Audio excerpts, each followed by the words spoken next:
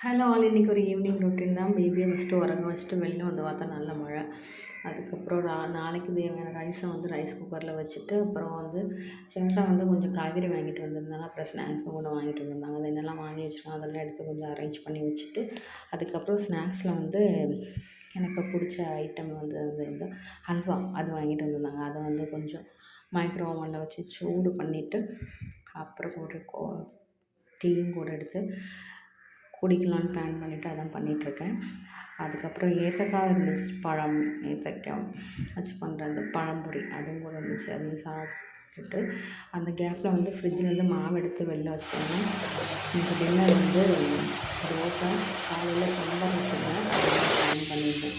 So அது வந்து தோசை சுட்டு இன்றைக்கி வந்து ராத்திரி வந்து இப்படி தான் போச்சு.